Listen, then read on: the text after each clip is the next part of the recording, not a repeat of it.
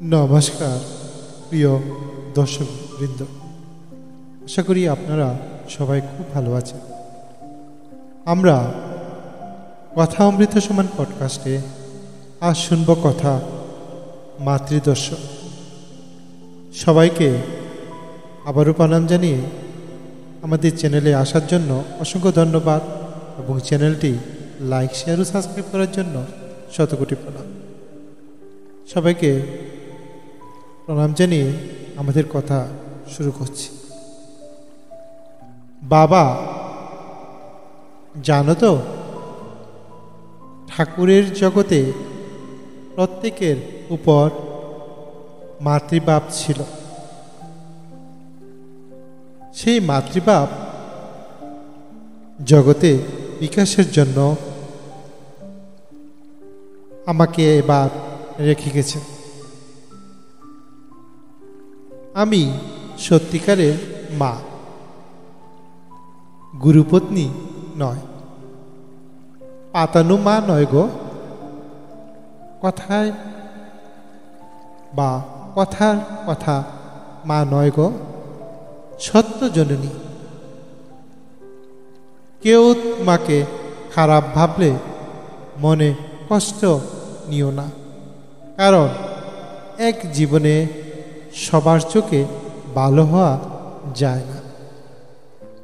ঠাকুরকে ডাকো, তার উপর নির্ভর করো, সব হয়ে যাবে।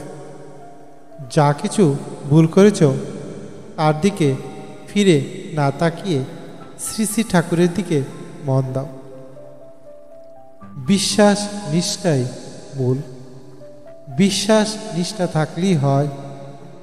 যেমন ফুল নড়তে চড়তে ঘ্রাণ বের হয়, চন্দন ঘষতে ঘষতে গন্ধ বের হয়, তেমনি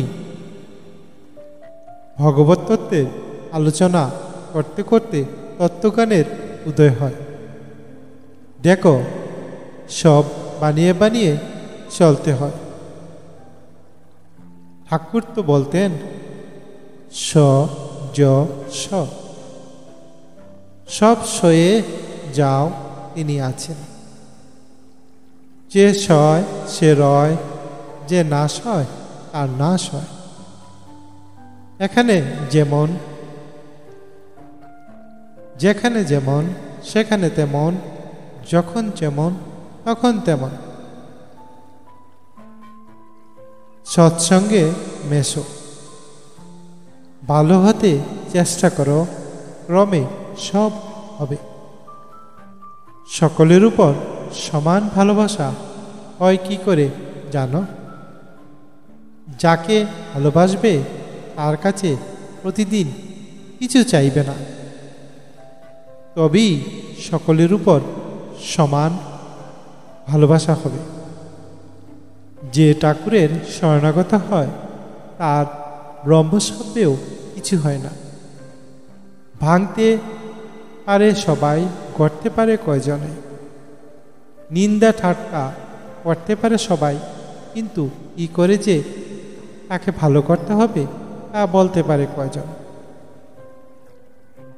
জগজ্জননী মা শারদা অমৃতবাণী গ্রন্থের অন্তর্গত, প্রকাশিত দৈনিক সংবাদ পত্রিকায় কথা অমৃত সমান কলামে। সবাইকে আবারও প্রণাম জানাই। অসংখ্য ধন্যবাদ সবাইকে। সবাই খুব ভালো থাকবেন।